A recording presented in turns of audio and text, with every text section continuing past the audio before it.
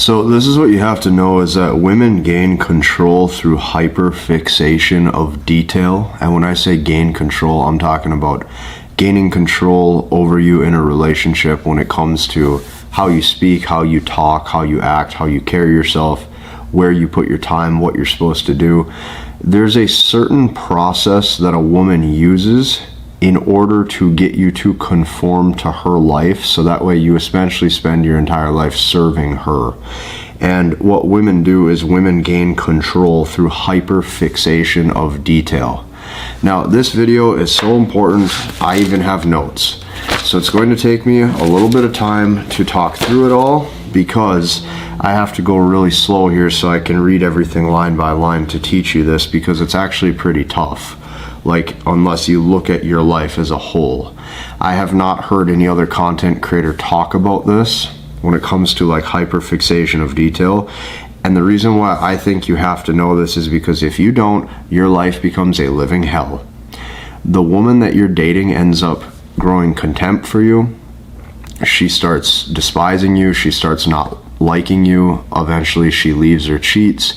And meanwhile, you're emasculated going, whoa, I just spent my entire life serving her, doing what she claimed she wanted, providing for her, giving her resources, time, care, money, or attention, even maybe having children with her, getting married with her, and she doesn't care. She doesn't care at all. That's what you're going to notice. The word reciprocity or reciprocal, you'll notice that women do not reciprocate interest when you give it to them the way that you think will make them happy. So women gain control over your life through hyperfixation of detail. Now let's dive in. This is oftentimes irrelevant detail, like the detail that she thinks is important. This is oftentimes irrelevant detail, and if you don't put a stop to this by mentally and verbally checking out, it will be the countdown to the end of the relationship. You do not win this type of conversation through more conversation or talking your way out of it. You have to essentially shut off your mind when you see these things happen, and you have to act as if you don't care at all. You have to act as if you're spaced out in your own world and you don't really care about all this little minute detail that she's going to try to get you to focus on, because the more she can try to get you to focus on that, the more she can control your actions, your mannerisms, and then start arguments because you didn't answer the question the way that she wanted you to, or it wasn't the way that made her feel good. I have seen guys at every age, every height, every income level run into these things. These are mannerisms, and these are certain vocal tone issues that show up in the relationship. So let's dive in. Here's how this starts. The control and the emasculation and the hyperfixation on detail starts as a kid. It starts as a kid. It starts when you're a young boy. You put on the clothes that you want and your mom says, go back in the room and change, that doesn't match. And then you come back out with a t-shirt and you look to her for approval and you say, does this work? And she says, no, that's not good either, go do it again. And you look how much time you're spending doing this. As a kid, you start to get conditioned to doing what she says. And the thing is it's irrelevant detail, because the truth is if you wore whatever you wanted to, it would be fine. But this is how the control starts to happen. She says, go change again, go change again. Oh, actually, you know, this looks good, but let's try this on instead. This looks better. Oh yeah, let's go with the white t-shirt. And she just took 10-15 minutes of that kid's life to get that young boy to think that all this stuff matters, when in reality it doesn't. The next thing is you're going to notice that in school, it's small things. Your teacher's going to say, hey, you have to raise your hand to go to the bathroom and you have to ask for approval. And then it's hyperfixation of detail again. It's only one person at a time.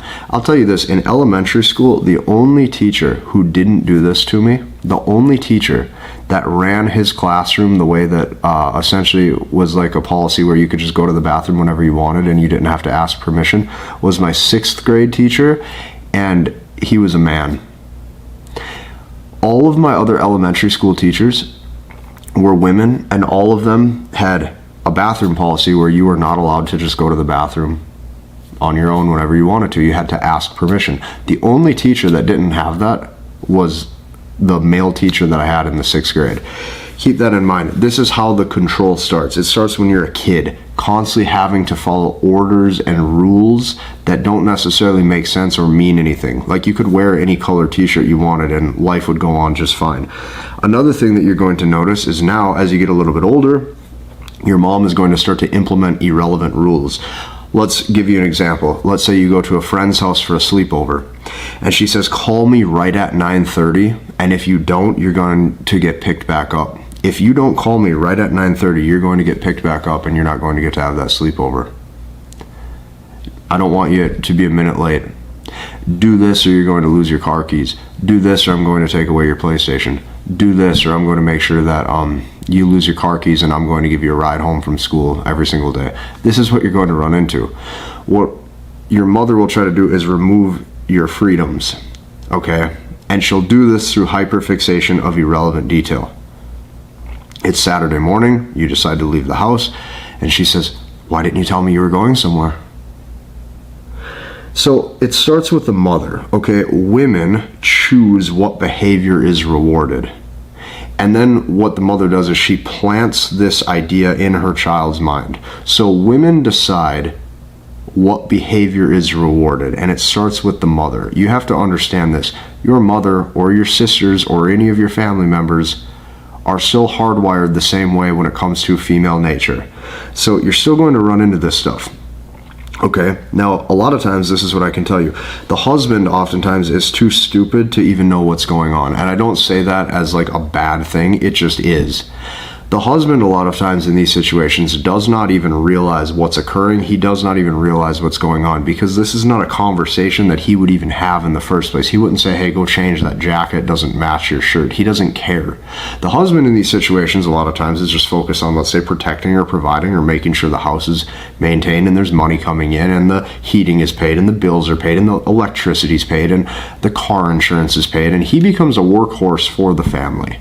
That's what the husband does. And since that actually matters when it comes to the actual survival and the well-being of the family, these small conversations that are going on where the mother or where the woman is gaining all of this control over how everybody has to run their own life, that starts to just go right over his head, and he doesn't even see that happening.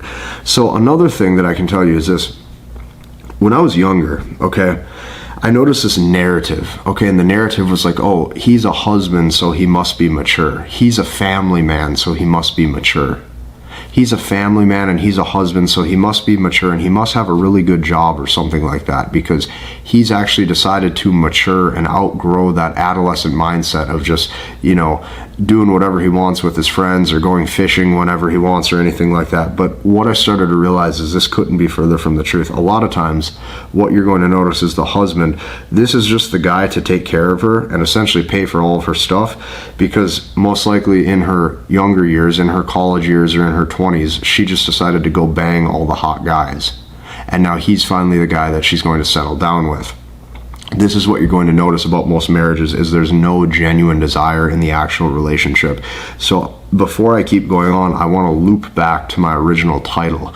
And my original title is that women gain control through hyperfixation of detail. And a lot of times this is minute, irrelevant detail. You have to always pick up on this or notice this if your girlfriend, if your wife, if even your mom is trying to get you to do things and to conform to a specific way of living in that moment that makes absolutely no sense.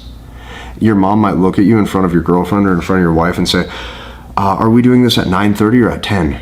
And it doesn't matter at all. But she wants that answer so that way you are doing the thing on her terms. You're going to constantly notice this if you pay attention. Most guys don't even pay attention to this.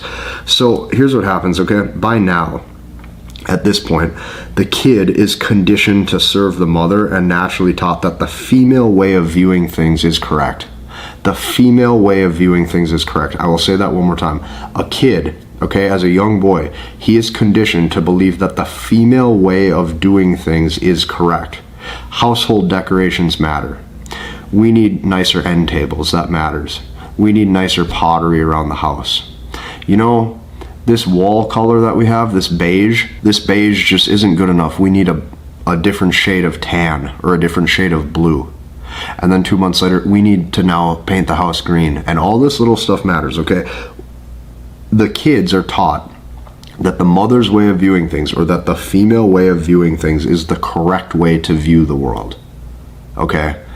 The truth is, most men actually don't care about these little details, but women attempt to get you to care about all these little details in order to gain control and slowly emasculate you. You just have to be aware of this.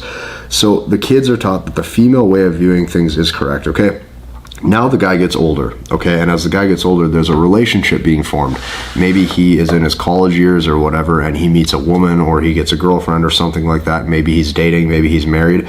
And essentially, here's what happens. He is now conditioned to buy things he doesn't need, to keep consuming things. When it comes to, we need more blankets, we need more pillows. We don't need just one coffee cup each, even though we could use just one coffee cup. We need 20 different coffee cups. We need 20 different end tables. We need 20 different blankets and 20 different comforters. He's constantly caught in this loop of consumerism because the woman's way of viewing things is the right way of viewing things, and that's what he has seen his whole life. So now he's conditioned. He's conditioned to serve her for the rest of his life. And he's now conditioned to basically make more money to provide a lifestyle for her. This is why men are chasing status that deep down they don't care about. That man is now chasing excessive amounts of money that deep down he doesn't care about. He's just hoping that it brings him more dating opportunities, all this stuff. The man is conditioned to do what he thinks is best for her. The man is never conditioned to do what he thinks is best for him. Keep that in mind. So now he's conditioned. And now he gets to the point where he's ready for a relationship, or he's dating a woman or something like that. And he's conditioned to say, okay, I'll buy it. She says, we need these things. We need more wall decorations. We need more candles. We need more pottery. We need more end tables, all this stuff. And he says, okay, yes, I'll buy it. Yes, I'll keep working harder. Yes, this might put me in a financial bind, or it's really hard because there's all this excessive spending. But I'm designed to now serve you. What happens now is you're going to notice that if he doesn't decide to do that, she's going to claim to herself or to her friends or to her parents or to the rest of the world that he's a bad dad or he's a bad man because, instead of staying home that extra half hour, because we wanted to make dinner time or supper time last a little bit longer, he packed up early and went to the gym. Because he did these little things, because he still prioritizes himself, he's too self-centered, he's too inwardly focused, he's a bad dad. This is going to be the narrative. And once again, men are very susceptible to being looked at negatively in a woman's eyes, so they constantly want to do better to serve her, because this is what they were conditioned since they were a kid, is to serve mom. If mom's not happy, nobody's happy. So this is the constant loop that he's in. And then as he gets older, he gets overweight. He's not as strong. He doesn't go to the gym. He prioritizes only her and only the kids, only to be completely emasculated. And she says, we need this. We need more wall decorations, more candles, more pottery. And he says, yes, okay. And he spends his whole life working to buy it.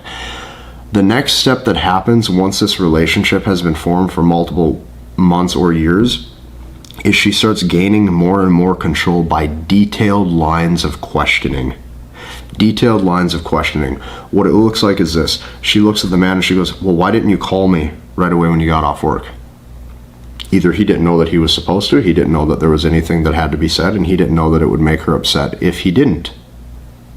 So he just didn't call. He just drove right home. And she picks up that phone and she says, why didn't you call me when you got off work? Why didn't you call me? And he tries to say something. He's in a good mood, but now she's not. And he tries to say something to appease her. And this is her attitude. She goes, yep, whatever. And she hangs up. That's what she does. And now any conversation he tries to have, she shuts it down right away. She shuts it down right away and she turns away from him. She turns a cold shoulder to him. She gives him the cold shoulder over and over and over, even though he's working as hard as he possibly can to serve her. This is the loop that every husband is caught in. This is the loop that every man is typically caught in when there's a separation or a divorce happening. And she hangs up. She acts as rude as possible. And she does this in front of the kids. And then what she does is she'll turn and she'll look at the kids and say, your dad does nothing right. And now she's going to slowly condition the kids that either he is bad or he doesn't speak the correct way or he doesn't do the right things, even though he's working as hard as he possibly can. Most of the time, the woman becomes very unappreciative. These detailed lines of questioning keep coming. What you might notice is she'll now focus on super irrelevant details. She'll look at the man. It's a Saturday. And she says, are we going to the mall at 11:30 or 12:30? And in reality, it doesn't matter. They're going to just shower and get ready and then go to the mall when they're both showered and ready. But here's what happens. He knows that it's irrelevant detail. She knows that it's irrelevant detail, but she wants him to make a decision anyway. So she's going to start to ask a bunch of irrelevant stuff. Maybe he gets frustrated and he says that it doesn't matter. And now she looks at him and she goes, see, you just can never make a decision. You can't make a decision. And once again, he's penalized for just doing the things necessary and living each day in the present moment instead of micromanaging every single minute plan that she thinks is important. Now, the common theme as well with all of these men who end up in these types of situations is that the guy becomes too weak to walk away. Another thing, okay, she gets you to question your own certainty. Why can't you make a decision? Why don't you plan this stuff for us? Why is this not taken care of? Even though everything is solid, the sentences are formed to gain control and emasculation.